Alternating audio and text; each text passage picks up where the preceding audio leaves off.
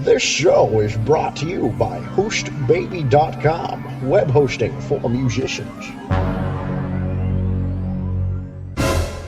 All right, kids, it's time to get visual. That's right. On this episode of Music Marketing Monday, episode 58, we'll be talking about Pinterest and Instagram and other sites that will allow you to promote your music and reach more fans using the power of visuals. Are you ready?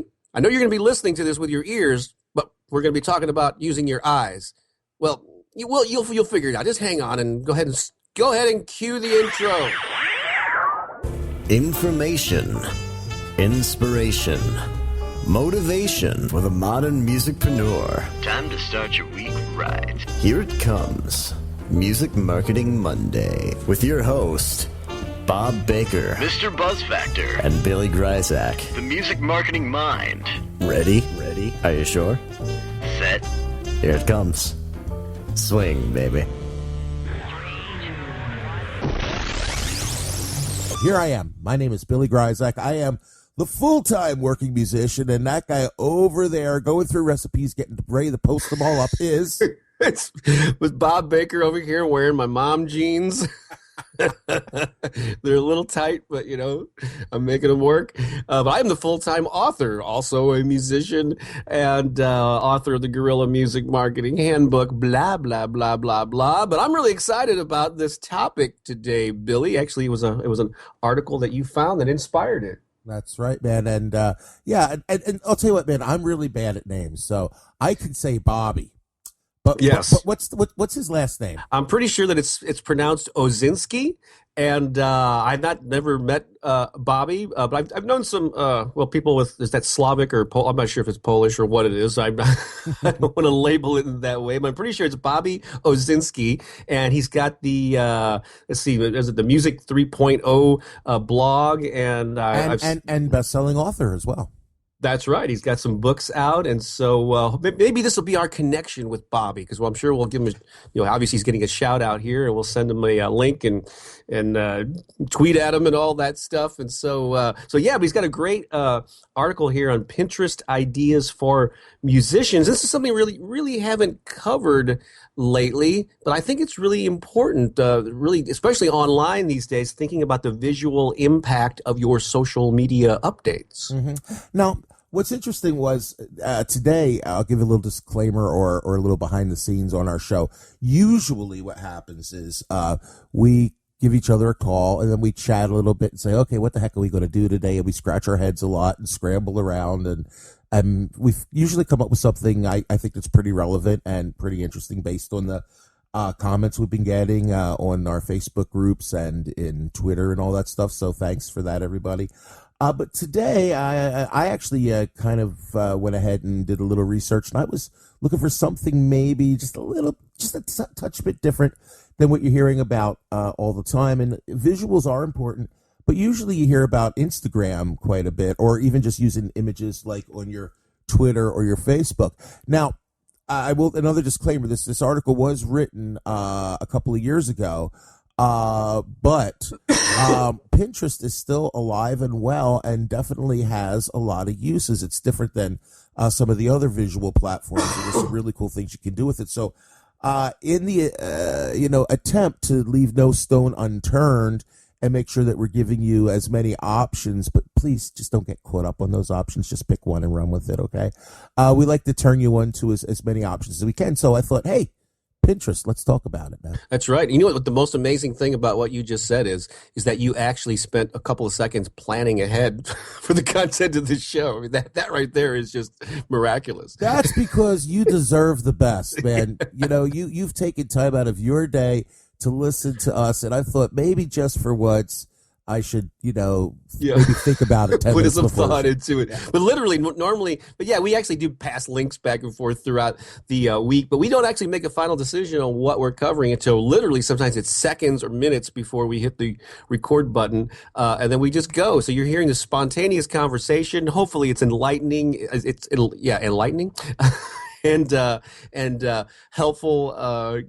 So we're not just like phoning it in, although we're Skyping it in, I guess you could say. Right. But anyway, I'm getting off track here. Let's talk about the impact of visual. So Pinterest, as maybe some people know, you made the mom reference early on, and so it was kind of common knowledge for those who followed such things that Pinterest was a new buzz site, and it was used primarily by women. And so when you went on it and looked at the feeds of all the people, you see a lot of things about fashion and how to do your hair, and there's cooking and all this stuff. But over the years, it has grown. It's much more diverse now. There's stuff on there about art and social media, and you name it, you can find a topic on it. So, do you actively use Pinterest yourself? I do. Really cool. I use it for a lot of different things, though. I use it for my bands, but I also use it for my other interests. Like as you know, and I guess our regular listeners know, I'm a big Star Trek fanatic. So I've got like this. Ooh. I've got a whole board of nothing but Star Trek stuff, and like if I get interesting items, I'll post them, or if I find interesting things about that, I've got things for other children's entertainers in like where I find stuff that they're doing, videos, pictures, posts, things like that, and. One of the really cool things to use Pinterest for, believe it or not, is if you're like, check this out, if you're posting a lot of tweets or Facebook posts, and you're looking for some interesting images to add to your own post, it's really easy to find stuff on Pinterest because it's all categorized. You know what I mean? So that's really where the power of the whole Pinterest thing just blows everything else. It's really easy to find stuff and discover stuff, discover images, discover videos, and that's really what's great about it. And depending upon who your target audience is, it could be one of the most powerful tools that you don't know about. That's right. And so we should maybe a good place to start. And I've been using Pinterest. I don't know when I signed up, probably a couple of years or so ago. And I use it sparingly. I mean, it's not, I always recommend you should have like maybe one or two primary places. For me, it's Twitter, Facebook, and I guess maybe YouTube are my primary online presence things. But I'm on Google Plus and Pinterest and a lot of these others, but I use them more sparingly because there's only so many hours in a day. However, you can cross post, things that you like.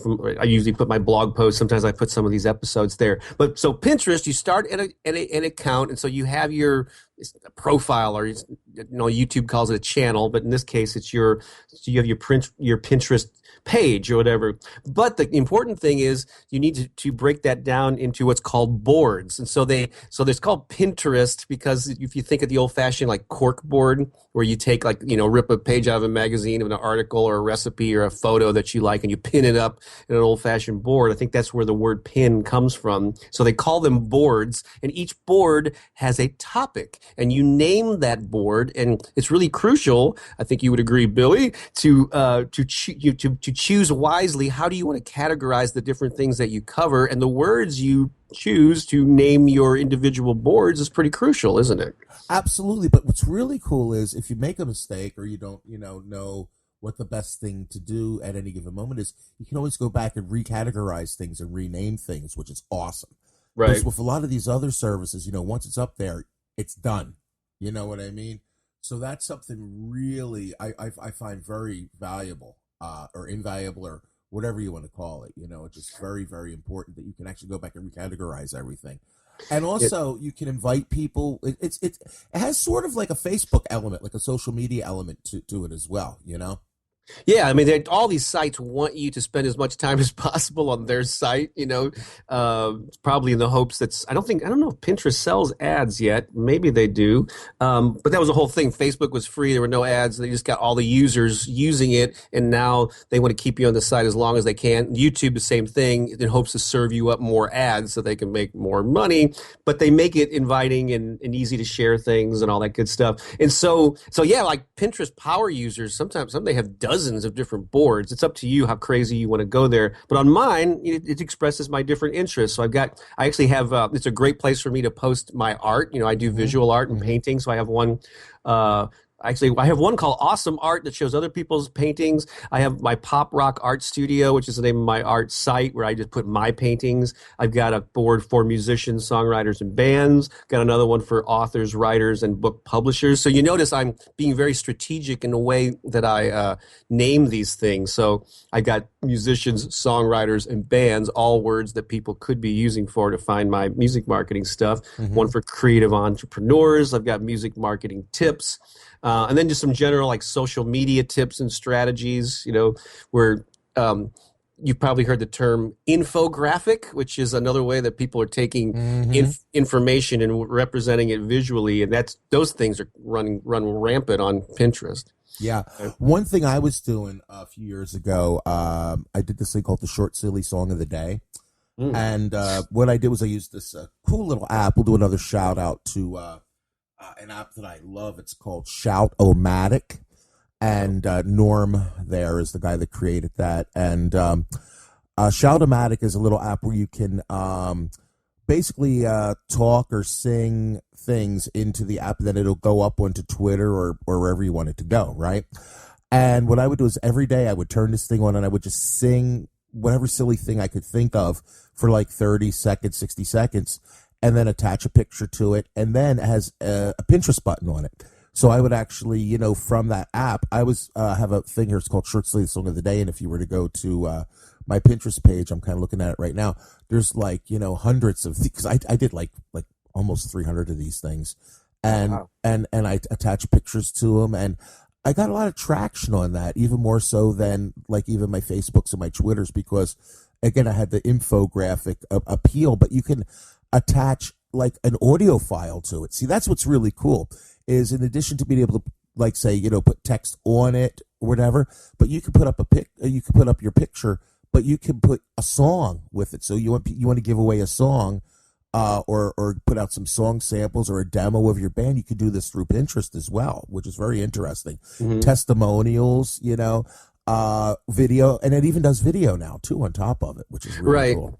Yeah, you can actually, when you post a link to a YouTube video, it'll play right on Pinterest. But people do use it for that, but it's still considered more of a still images and graphic. So let's go over some of Bobby's tips from his article. And but then keep in mind, even if you have no interest in using Pinterest, just think about the visual qualities. You can use these same techniques on Facebook, on Instagram, on Google Plus, and really anywhere that you can post images. Twitter, even your own website, So consider all that. So one of his things is, if you don't, I'll just start reading the first one though, but pin pictures of your fans and then paste, he says, their testimonials in the pin's description. So you choose an image to feature in your pin, and then you have a box where I think you can put a short description, even a link to a page if you want people to go and check something out. But that's cool. Yeah, that certainly shine the light on your fans, and post their photos there from gigs or when you meet them. And that's a great way to get more people to share you by talking about them. Remember, through all the 50 some episodes we've done, we always talk about it's not about you, it's about them. And the more things you can do to feature them, the more they're going to want to share it with their friends to say, hey, look at me, this is cool, So that's awesome. Here's something that you might not know. Pinterest page has its own RSS feed. Now, this might sound kind of geeky, but RSS is one of the coolest things in the world because you can use that to send information virtually anywhere, you want to. So if you don't know what RSS is, Google it. We're not going to get into it today, but if you're not using RSS, you're probably missing the boat on some really cool things you could do, and Pinterest does have that. So it's something you want to check out. Yeah, and I'll, of course, on my site at thebuzzfactor.com, I'll link to this article of Bobby's in the show notes, as they say. Now, you did mention, that this is a couple of years old, from 2013. So we're keeping our fingers crossed that some of this stuff is still it still applies, because these sites are changing, they're adding stuff and taking stuff away all the time. But this is something that I need to look into more. I didn't know that you could add prices to your pins. Yes. Can you still do this? Have you done this lately? Yeah, because whenever I would put out a new CD, I would actually do a pin of the CD and put some information on it and the price and direct links and everything, and I would use it as a store. That is really, and that's one thing I did not do. And it says that if you just type the dollar sign, or I guess what is that, the euro or the pound sign, and then followed by a number, the price then shows up on a diagonal bar across the pin. I have never done this when promoting any of my stuff. Now I do know that. So here's a general concept about social media sites: you get out of it what you put into it. Yep. So again, the recommendation is to pick maybe 2 sites that you really pour your energy into. But the Pinterest power users, I mean, some of them have figured out ways to actually make money from this, whether